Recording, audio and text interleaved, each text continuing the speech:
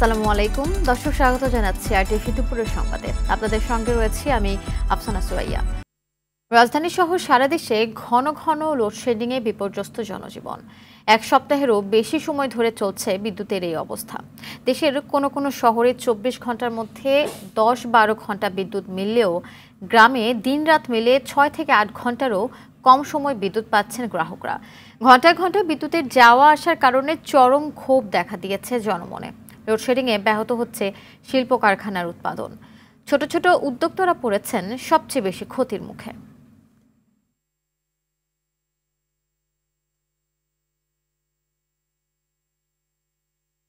দিনের বেলা মনে করেন যে 24 ঘন্টার মধ্যে 12 ঘন্টায় লোডশেডিং থাকে, তাহলে এই অবস্থা তো চলা খুবই কষ্টকর। বিশাল গরমের লাই বাচ্চা চলে ঘুমাইতে পারি না। কাস্টমারে চিল্লা করে গালাগালি করে, দাদা কারেন্ট নাই, কেন কাঠ মিটার গিয়ে কাঠ নাই, না কই কাঠ আছে রে ভাই, কারেন্ট নাই, গেলে 2 ঘন্টা 1.5 ঘন্টা 1 ঘন্টা লেগে কারেন্ট নেই।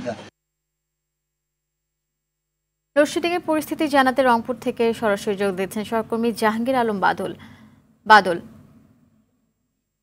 আমরা সংবাদে শুনছিলাম যে গ্রামগুলোতে শহরের চেয়েও বেশি খারাপ অবস্থা লোডশেডিং এর। তো রংপুরে লোডশেডিং এর বিষয়ে কি তথ্য রয়েছে, বিস্তারিত জানাবেন আমাদের।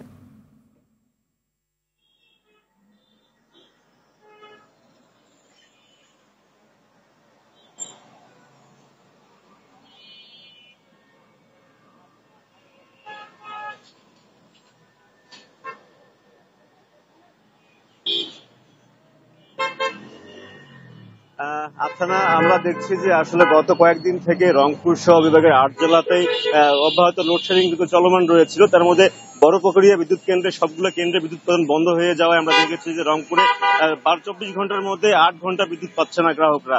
বিশেষ করে নেসকো, রংপুর শহরে নেসকো বিদ্যুৎ আসলে লোডশেডিং কিছুটা মাত্রা কম থাকলেও বিশেষ করে পল্লী বিদ্যুৎ যে রয়েছেন সেখানে কিন্তু আমরা দেখেছি যে আপনার এখন পর্যন্ত 6 থেকে 7 ঘন্টা থাকছে 24 ঘন্টার মধ্যে বিদ্যুৎ। এতে কিন্তু অনেকটাই ভোগান্তির শিকার হচ্ছে সাধারণ মানুষ, বিশেষ করে যারা নতুন উদ্যোক্তা, যারা পোল্ট্রি শিল্পের সাথে জড়িত রয়েছেন, তারা অনেকটাই সমস্যার সম্মুখীন হচ্ছেন এই বিদ্যুৎ না থাকার কারণে।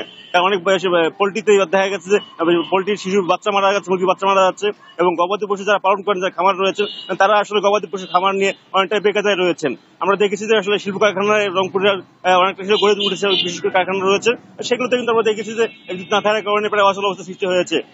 এছাড়া শহরের মধ্যে যদি বলি, শহরে আসলে বিদ্যুৎ না থাকার কারণে আমরা ইতিমধ্যে দেখেছি যে আসলে মানুষের ব্যবসা বাণিজ্য বন্ধ হওয়ার উপক্রম হয়েছে। এর পাশাপাশি রংপুরে কিন্তু তীব্র তাপদাহ চলছে গত কয়েকদিন থেকে।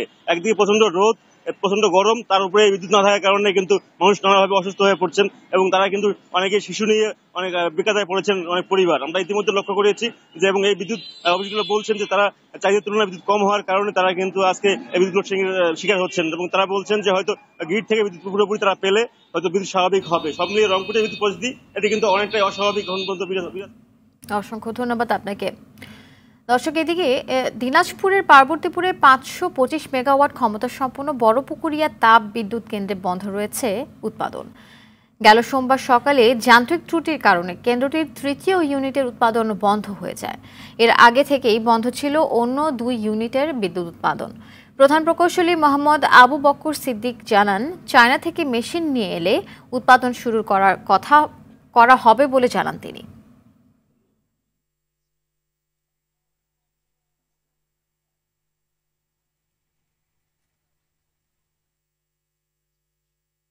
সাবেক প্রধানমন্ত্রী শেখ হাসিনার বিদ্যুৎ ও জ্বালানি উপদেষ্টা তৌফিক ইলাহিকে গ্রেপ্তার করেছে ঢাকা মহানগর গোয়েন্দা পুলিশ। গতকাল রাতে গুলশান থেকে তাকে গ্রেপ্তার করা হয়। বাড্ডা থানার সুমন শিকদার হত্যা মামলায় তাকে গ্রেপ্তার দেখানো হয়েছে। এই মামলায় 10 দিনের রিমান্ড আবেদন করবে পুলিশ।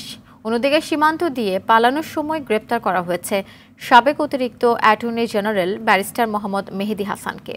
তার সঙ্গে থাকা গাজীপুর মহানগর আওয়ামী লীগের উপদেষ্টা মণ্ডলীর সদস্য রিয়াজ মাহমুদকেও গ্রেপ্তার করে ঝিনাইদহ জেলা পুলিশ। গ্রেপ্তারকৃত সবার নামেই গাজীপুর ও ঢাকায় আলাদা আলাদা মামলা রয়েছে। এদিকে সকালে সাবেক আইজিপি শহীদুল হককে 7 দিনের রিমান্ড শেষে কারাগারে পাঠানোর নির্দেশ দিয়েছে আদালত। এই বিষয়ে সর্বশেষ জানাতে মিন্টু রোডের ডিবি কার্যালয়ের সামনে থেকে সরাসরি যুক্ত হচ্ছেন সহকর্মী সুমন তানভীর। তৌফিক ইলাহিকে কোন মামলায় গ্রেপ্তার দেখানো হয়েছে, আর সর্বশেষ কি তথ্য রয়েছে জানাবেন আমাদের। দেখেন আমরা খবরে কিন্তু যেমনটি জানাচ্ছিলাম যে গতকাল রাত 10টায় তৌফিক ইলাহি চৌধুরী অর্থাৎ প্রধানমন্ত্রীর যে বিদ্যুৎ ও জ্বালানি উপদেষ্টা তাকে গ্রেপ্তার করেছে, সেই হিসাব যদি মেলায় এবং আইনের বাধ্যবাধকতার বিষয়টি যদি বলি, প্রায় 18 ঘন্টা পার হয়েছে, অর্থাৎ 24 ঘন্টার ভিতরে আদালতে আসলে প্রডিউস করতে হবে আসামিকে। এই যে ডিবি কার্যালয়ের সামনে আমরা দাঁড়িয়ে আছি, কালকে 10টার পরে তাকে যখন গুলশান থেকে গ্রেপ্তার করা হয় তারপর থেকে তিনি এখানেই আছেন এবং এই জায়গা থেকে এরই মধ্যে কিন্তু আসলে খবরেও আমরা বলছিলাম যে তার 10 দিনের রিমান্ড আবেদন করা হয়েছে বাড্ডা থানার একটি মামলা, এবং এই মামলাটিতেই কিন্তু আসলে আমরা দেখেছি সাবেক বাণিজ্য মন্ত্রী টিপু মুন্সি তার 4 দিনের রিমান্ড মঞ্জুর হয়েছিল এবং সেই 4 দিন রিমান্ড শেষে তিনি কিন্তু এখন কারাগারে আছেন। আজ তার 10 দিন রিমান্ডের আবেদন করা হয়েছে, তাকেও কিছুক্ষণ পর অর্থাৎ 3টার পরে তাকেও আসলে কোর্টে তোলা হবে এবং তখন আসলে জানা যাবে তার আসলে কতদিনের রিমান্ড মঞ্জুর হচ্ছে। তবে যেহেতু একটি মামলা না, শুধু তৌফিক ইলাহির বিরুদ্ধে কিন্তু আসলে রাজধানীর বিভিন্ন থানায় অনেকগুলোই মামলা রয়েছে এবং এই মামলাগুলোর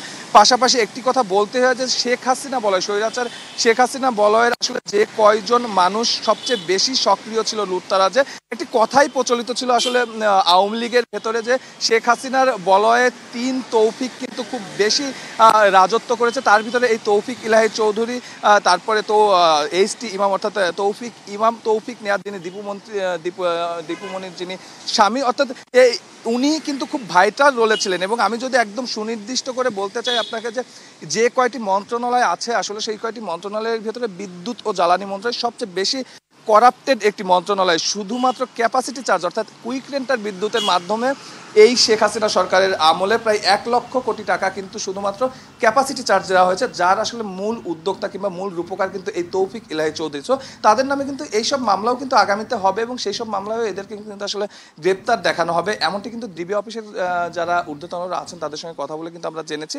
সর্বশেষ হচ্ছে কিছুক্ষণ পরেই তাকে আসলে কোর্টে নিয়ে যাওয়া হবে এই ডিবি অফিস থেকে। তো এই ছিল আসলে মিন্টু রোডের ডিবি কার্যালয়ের সামনে থেকে আমার কাছে সর্বশেষ। অসংখ্য ধন্যবাদ আপনাকে।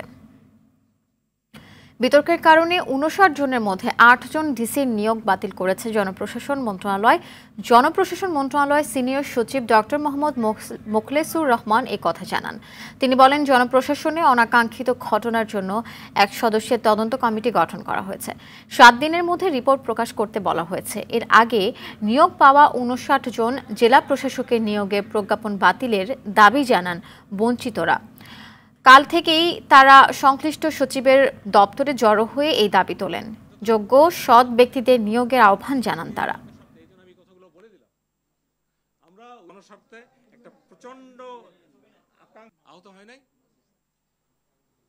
বঞ্চিত যারা ছিল তাদেরকে বাদ দিয়ে আগের সরকারের যারা সুবিধাবাদী বা সুবিধাভোগী তাদেরকে প্রদান করা হয়েছিল বাতিল করে দিয়ে এইখানে সত্যিকারের যারা মেধাবী, যোগ্য এবং সততা, মেধা এবং দক্ষতার যোগ্যতার ভিত্তিতে নতুন করে পদায়ন।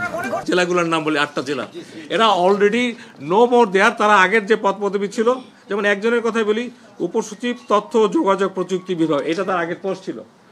তারপরে গতকাল উনি ডিসি হয়েছেন, আজকে এই ডিসি থেকে ওনার বাতিল শব্দটাই বাংলা যায়, এখন আর উনি ডিসি নাই।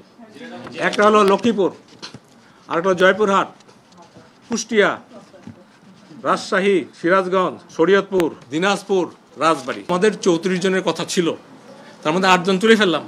8 জনের মধ্যে 1 জন বাদ, সিলেটের 8 জন। তাহলে এই ব্রিফিংটা আমরা ক্যান্সেল করেছি। এই মিডিয়াগুলো যখন দেখবে কে কে নাই, এরা ছাড়া বাকিরা on the way to the district. দর্শক, এই বিষয়ে আরো জানাতে সচিবালয় থেকে যুক্ত হতেন সহকর্মী আশিকুল আলম। আশিকুল, ডিসি নিয়োগে বিতর্কের কারণ কি বলছেন বঞ্চিতরা, সার্বিক অবস্থা জানান আমাদের।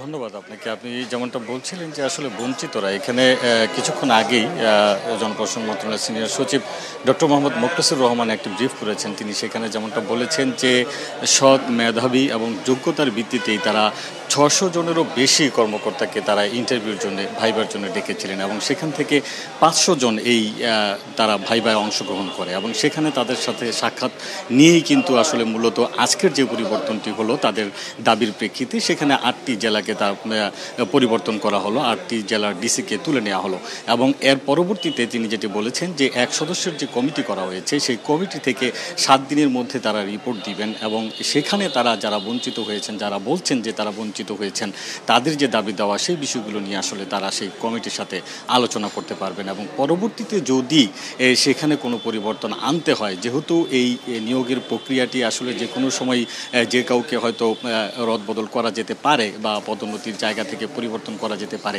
সেই জায়গাগুলোকে তারা পরিবর্তন আনার চেষ্টা করবেন। তিনি এমনটা বলেননি বা যারা আন্দোলন করছে তাদেরকে বলেননি যে আসলে তাদের দাবি দেওয়া বা অযৌক্তিক বা তারা দাবি করছেন সেগুলো আসলে তাদের মূল্যায়ন করা হবে না, এমনটি কিন্তু তিনি বলেননি। তিনি বলছেন যে যাদের নিয়োগ দেওয়া হয়েছে, যে ডিসিদের নিয়োগ দেওয়া হয়েছে তাদেরকে যোগ্যতার ভিত্তিতেই নিয়োগ দেওয়া হয়েছে এবং মেধার ভিত্তিতেই তাদেরকে নিয়োগ দেওয়া হয়েছে এবং এখনও পর্যন্ত কিন্তু যারা বঞ্চিত হয়েছেন দাবি করছেন তারা সিনিয়র সচিবের সাথে বৈঠক করছেন এবং বৈঠক শেষে আসলে মূল বিষয়টি জানা যাবে যে সবশেষ আসলে কি হলো সেই আলোচনায়। আফসানা, এই ছিল আমার কাছে সচিবালয় থেকে। অসংখ্য ধন্যবাদ আপনাকে। সন্ধ্যায় জাতির উদ্দেশ্যে ভাষণ দেবেন অন্তর্বর্তী সরকারের প্রধান উপদেষ্টা ডক্টর মোহাম্মদ ইউনূস। সরকার গঠনের পর এটি জাতির উদ্দেশ্যে তার দ্বিতীয় ভাষণ।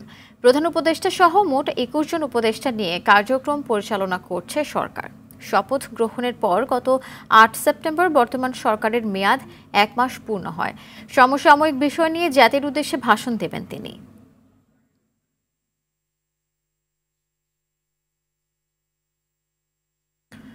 বৈষম্য বিরোধী ছাত্র আন্দোলন চলাকালে ছাত্র জনতার উপর হামলার অভিযোগে ক্রিকেটার ও আওয়ামী লীগের নড়াইল 2 আসনের সাবেক এমপি মাশরাফি বিন মোর্তজা ও তার বাবা গোলাম মোর্তজা সহ 90 জনের বিরুদ্ধে মামলা দায়ের হয়েছে। মঙ্গলবার রাতে নড়াইল সদর থানায় মামলাটি দায়ের করেন সদর উপজেলা বিএনপির সদস্য সচিব শেখ মোস্তফা আল মুজাহিদুর রহমান পলাশ। মামলায় 1 নম্বর আসামি করা হয় মাশরাফি বিন মোর্তজাকে। মামলার বিষয়টি নিশ্চিত করে নড়াইল সদর থানার ভারপ্রাপ্ত কর্মকর্তা সাইফুল ইসলাম জানান, এই বিষয়ে তদন্ত করে ব্যবস্থা নেওয়া হবে।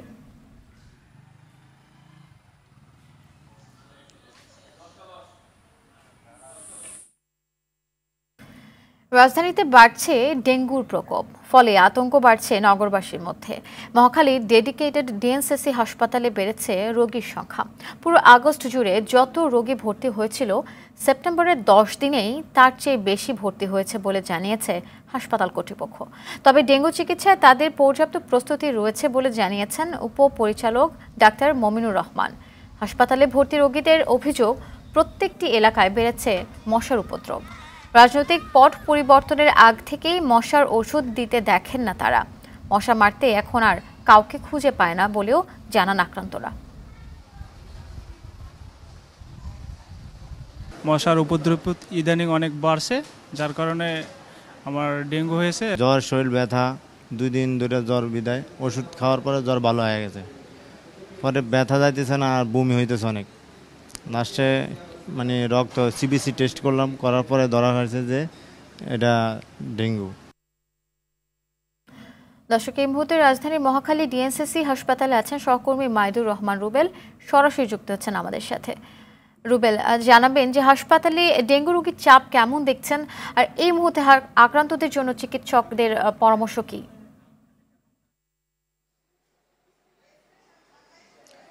আফসানা, ডেঙ্গু রোগীর চাপ দিনে দিনে বাড়ছে। যেটি আপনি বলছিলেন সংবাদে, যে গত আগস্ট মাসে ডেঙ্গু রোগী ভর্তি হয়েছিল এই হসপিটালে 156 জন, আর এই মাসে এখন পর্যন্ত 10 দিনে 200-এরও বেশি ডেঙ্গু রোগী এই হাসপাতালে চিকিৎসা নিয়ে কেউ চিকিৎসা শেষে বাড়ি ফিরেছেন, কেউ এখনও চিকিৎসা নিচ্ছেন। তবে এখন পর্যন্ত এই হসপিটালে 1 জনের মৃত্যুর খবর পাওয়া গেছে। যদিও স্বাস্থ্য অধিদপ্তর বলছে গতকালই 5 জনের ডেঙ্গুতে 5 জনের মৃত্যু হয়েছে এবং এই মাসেই এখন পর্যন্ত ডেঙ্গুতে মৃত্যু হয়েছে 19 জন। এটি স্বাস্থ্য অধিদপ্তরের তথ্য।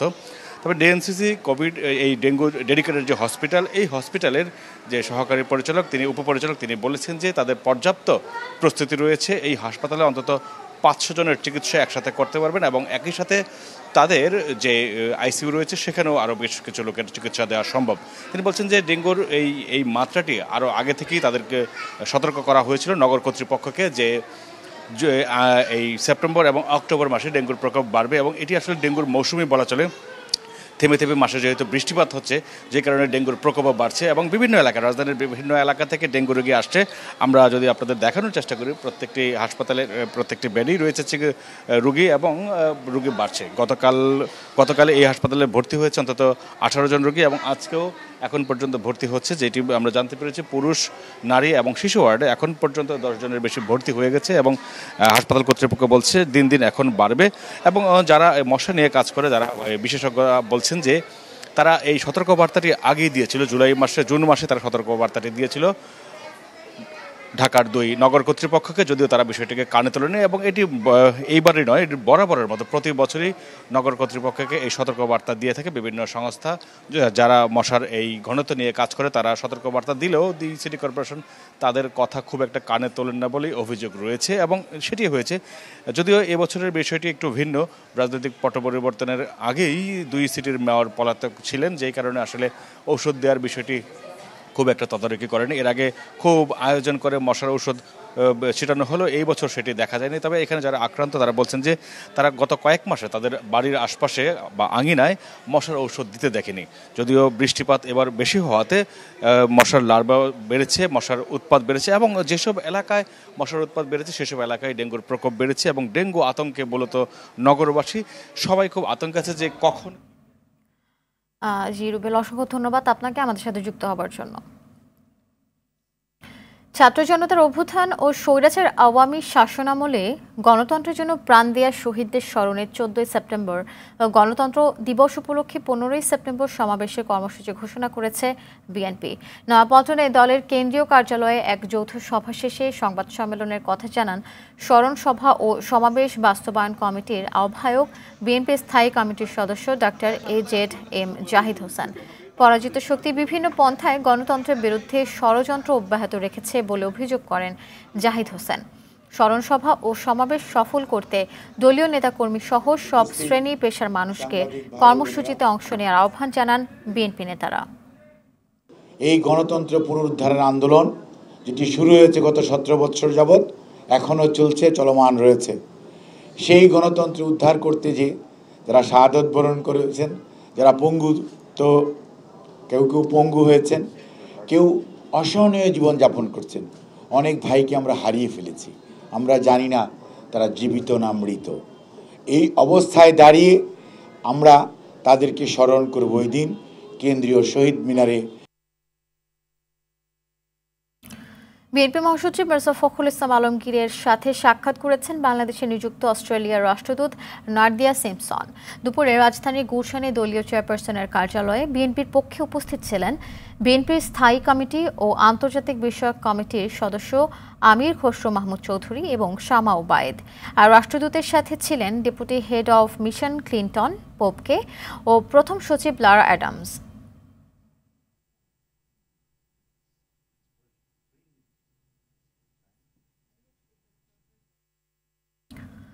টাঙ্গাইলে বিএনপির গণসমাবেশ ভার্চুয়ালি বক্তব্য রাখবেন দলের ভারপ্রাপ্ত চেয়ারম্যান তারেক রহমান।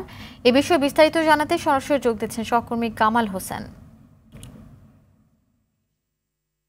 কামাল, সমাবেশে নেতা কর্মীরা আসতে শুরু করেছেন কিনা বিস্তারিত জানাবেন আমাদের।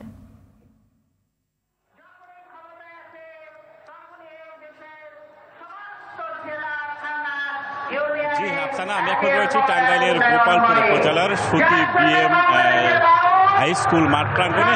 তো এই যে স্বৈর শাসক পতনের পর কিন্তু আজকেই কিন্তু ঢাকার বাইরে বিএনপির সবচেয়ে বড় একটি সমাবেশ অনুষ্ঠিত হচ্ছে। আপনারা দেখতে পাচ্ছেন যে ইতিমধ্যেই কিন্তু সেই নেতাকর্মীরা এখানে উপস্থিত হচ্ছেন দলে দলে, মিছিলে মিছিলে। টাঙ্গাইলের যে সমস্ত উপজেলাগুলো রয়েছে সেই উপজেলা থেকে বিএনপি নেতাকর্মীরা এখানে উপস্থিত হচ্ছেন। তাদের যেটি বক্তব্য, তাদের সাথে আমি কথা বলেছি, তারা যেটি বলছেন যে আসলে তাদের যে বিএনপির যে তাদের দেশনায়ক তারেক রহমান কিন্তু আজকে ভার্চুয়াল মাধ্যমে কিন্তু এই জনসভায় ভাষণ দেবেন। সেই কাঙ্ক্ষিত নেতার ভাষণ দেখার জন্য, শোনার জন্য কিন্তু দলে দলে লোকজন ইতিমধ্যে সেই যে রোদ অপেক্ষা করে লোকজন কিন্তু আসছেন, দলে দলে আসছেন, যোগ দিচ্ছেন। ইতিমধ্যে কিন্তু সমাবেশ স্থলে উপস্থিত হয়েছেন বিএনপির যে কেন্দ্রীয় প্রচার সম্পাদক সুলতান সালাউদ্দিন টুকু। আপনারা দেখতে পাচ্ছেন যে বিভিন্ন জায়গায় কিন্তু ব্যানার, ফেস্টুন এখানে শোভা পাচ্ছে, তারা যেটি বলছেন যে বিএনপির যে ভাইস চেয়ারম্যান রয়েছেন আব্দুল সালাম পিন্টু, সাবেক উপমন্ত্রী, সেই আব্দুল সালাম পিন্টুর সেই মুক্তির দাবিতে কিন্তু আজকে এই গণসমাবেশ আয়োজন করা হয়েছে।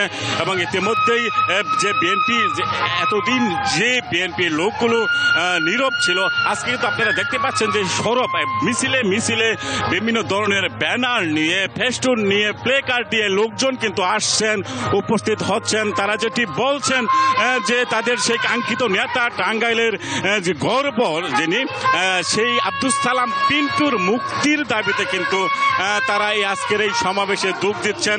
এবং তারা যেটি চাচ্ছেন যে আজকে এই সমাবেশে তারা দাবি জানাবেন যে যাতে করে সেই তাদের কাঙ্ক্ষিত নেতা আব্দুল সালাম পিন্টুর মুক্তি হয় এবং তিনি মুক্তি পান, যিনি দীর্ঘদিন যাবৎ মিথ্যা মামলায় কারাগারে রয়েছেন, কারাভোগ করছেন।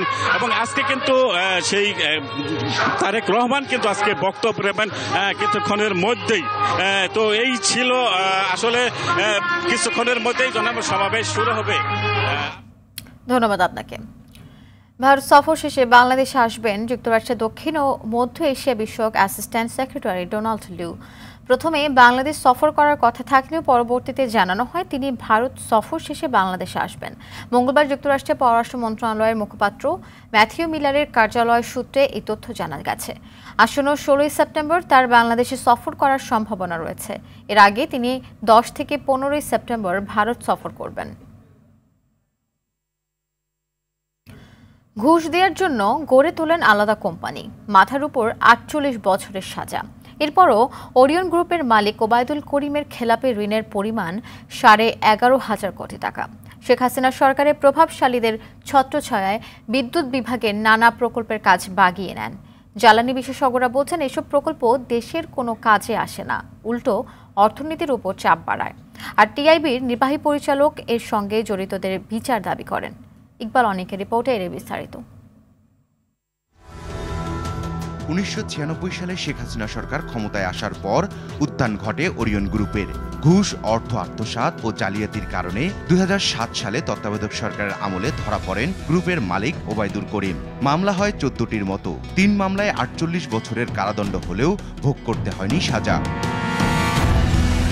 2009 সালে আওয়ামী লীগ সরকার ক্ষমতায় এলে আগের অপকর্ম এড়াতে কয়েকটি প্রতিষ্ঠানে সাবেক বস্ত্র ও পাট প্রতিমন্ত্রী মির্জা আজম, সাবেক এমপি আলাউদ্দিন আহমেদ চৌধুরী নাসিম ও শামীম ওসমান সহ আওয়ামী লীগের প্রভাবশালী বেশ কয়েকজন নেতাকে ওরিয়ন গ্রুপের অংশীদার বানান ওবায়দুল করিম। বিগত 16 বছরে একাধিক ব্যাংক থেকে লুট করেন বিপুল পরিমাণ অর্থ। তার খেলাপি ঋণের নথি এসেছে আরটিভির হাতে। 2022 সালে ব্যাংকের বিশেষ সুবিধায় ঋণ নিয়মিত করা হয়, যাতে দেখা যায় ওরিয়ন গ্রুপের 33 কোম্পানির মধ্যে 24টির নামে ব্যাংক ঋণ রয়েছে 11,470 কোটি 60 লাখ টাকা। এর মধ্যে 12টির নামে নেওয়া আছে 7,339 কোটি 60 লাখ টাকা, যার খেলাপি ঋণের পরিমাণ 1,239 কোটি 65 লাখ টাকা। অবশিষ্ট 4,131 কোটি টাকা ঋণ নেওয়া হয় বাকি 12টির নামে। সবশেষ 31 জুলাই 2024 তারিখে হালনাগাদ তথ্যে সবচেয়ে বেশি ঋণ ও খেলাপির পরিমাণ ওরিয়ন অয়েল অ্যান্ড শিপিং এর নামে। এর মধ্যে ঋণ 2,771 কোটি টাকা, যার মধ্যে খেলাপির পরিমাণ 532 কোটি টাকা। দ্বিতীয় সর্বোচ্চ খেলাপি ওরিয়ন পাওয়ার ইউনিট 2 ঢাকা লিমিটেডের 452 কোটি টাকা। এছাড়া অন্যান্য কোম্পানির নামেও আছে ঋণের পাহাড়। ক্ষমতায় টিকে থাকার লালসে অর্থ কামিয়ে নিতে অসাধু ব্যবসায়ীদের কোম্পানির নামে এ ধরনের প্রকল্প অনুমোদন দেয় পতিত সরকার। এ নিয়ে জ্বালানি বিশেষজ্ঞরা বললেন, শেখ হাসিনা কিন্তু সলা পরামর্শ করে নিছে বিজনেসম্যানদের, স্পন্সরদের সঙ্গে, আজিজ খানের সঙ্গে, ওরিয়ন, এসালম যারা আছে তাদের সঙ্গে সলা পরামর্শ করে কুইক নাম দিয়ে দিছে। কুইক নাম দেওয়ার উদ্দেশ্য হচ্ছে যে পয়সা কামাবো, টেন্ডার করবো না, আনসলিসিটেড। আর ঋণ খেলাপি অর্থ লোপাটকারীদের আইনের আওতায় আনার তাগিদ দিলেন টিআইবির নির্বাহী পরিচালক। মূলত দুর্নীতি দমন কমিশন, পুলিশের সিআইডি, জাতীয় রাজস্ব বোর্ড, বিএফআইও এবং এর সাথে অ্যাটর্নি জেনারেলস অফিস, এই 5টি প্রতিষ্ঠান যৌথভাবে সমন্বয়ের সাথে কাজ করতে হবে এবং তার উপর ভিত্তি করে তারা সংশ্লিষ্ট দেশের সাথে যোগাযোগ সাপেক্ষে অবশ্যই পাচারকৃত অর্থ ফেরত আনতে পারবে। তবে এটা আজকে শুরু করে আগামীকাল হয়ে যাবে সেরকম ভাবার কোনো সুযোগ নেই, এটা দীর্ঘ প্রক্রিয়ার মাধ্যমে সম্ভব। বর্তমানে ওরিয়ন গ্রুপের এমডি ওবায়দুল করিমের ছেলে সালমান করিম। গ্রুপের অন্যান্য প্রতিষ্ঠানে পরিচালক হিসেবে আছেন স্ত্রী ও 2 কন্যা। ইকবাল অনিক, RTV, Dhaka. National life insurance আন্তর্জাতিক সংবাদ জানাবো। প্রেসিডেন্ট নির্বাচনকে সামনে রেখে প্রথমবার টেলিভিশন বিতর্কের মুখোমুখি হয়েছেন ডোনাল্ড ট্রাম্প ও কামালা হ্যারিস। এবিসি নিউজের আয়োজিত এই বিতর্কে কামালা হ্যারিসকে যুক্তরাষ্ট্রের ইতিহাসে সবচেয়ে খারাপ ভাইস প্রেসিডেন্ট হিসেবে অভিহিত করেছেন ট্রাম্প। এদিকে বিতর্কে মুখোমুখি হয়েই বাজিমাত করলেন কামালা হ্যারিস। একের পর এক যুক্তির বাণে ট্রাম্পের প্রায় প্রতিটি কথার তথ্য নির্ভর জবাব দেন হ্যারিস। বিস্তারিত দেখুন রাকিব হাসানের রিপোর্টে। যুক্তরাষ্ট্রের পূর্বাঞ্চলীয় সময়ে মঙ্গলবার রাতে পেনসিলভেনিয়া অঙ্গরাজ্যের বৃহত্তম শহর ফিলাডেলফিয়ায় বিতর্কটি অনুষ্ঠিত হয়। এই অনুষ্ঠানে ট্রাম্পের সঙ্গে হ্যারিসের প্রথম সরাসরি সাক্ষাৎ হয় এবং হ্যারিস এগিয়ে গিয়ে ট্রাম্পের সঙ্গে করমর্দন করেন। And I'll tell you, as a prosecutor, I never asked a victim or a witness, are you a Republican or a Democrat? বিতর্কের শুরু থেকে ট্রাম্পকে প্রেসিডেন্টের দায়িত্ব পালনের মতো শারীরিক সামর্থ্য তার আছে কিনা, তার অগণিত আইনি সমস্যা ও গর্ভপাতের সীমা নিয়ে প্রশ্নবাণে জর্জরিত করেন। এক পর্যায়ে ডোনাল্ড ট্রাম্পকে রুশ প্রেসিডেন্ট পুতিন খেয়ে ফেলবেন বলে মন্তব্য করেন সাবেক ভাইস প্রেসিডেন্ট ও ডেমোক্রেট প্রার্থী কামালা হ্যারিস। অপ্রত্যাশিত এই আক্রমণের মুখে রক্ষণাত্মক অবস্থানে গিয়ে বিতর্ক চালিয়ে যান ট্রাম্প। ট্রাম্প জানান কমলা এখন সব ভালো কাজ করতে চাচ্ছেন, কিন্তু এসব কাজ কমলা আগে করেননি কেন, এমন প্রশ্ন ছুড়ে দেন তিনি। এছাড়া ট্রাম্প আরও জানান কমলারা সীমান্ত সমস্যা দূর করতে 3.5 বছর সময় পেয়েছে। এ সময় তারা কি করেছে এমন প্রশ্ন করেন ট্রাম্প। পরবর্তীতে সাবেক এই মার্কিন প্রেসিডেন্ট তার বক্তব্য শেষ করেন বাইডেন ও হ্যারিসকে যুক্তরাষ্ট্রের ইতিহাসে সবচেয়ে খারাপ প্রেসিডেন্ট ও ভাইস প্রেসিডেন্ট আখ্যা দিয়ে। তাদের মধ্যে বিতর্কে গুরুত্ব পায় মূল্যস্ফীতি, গর্ভপাত আইন ও অভিবাসন নীতি। এমনকি তারা পরস্পরের বিরুদ্ধে মিথ্যাচারেরও অভিযোগ তোলেন, একজন আরেকজনকে মিথ্যাবাদী বলেন। So let's be clear about that.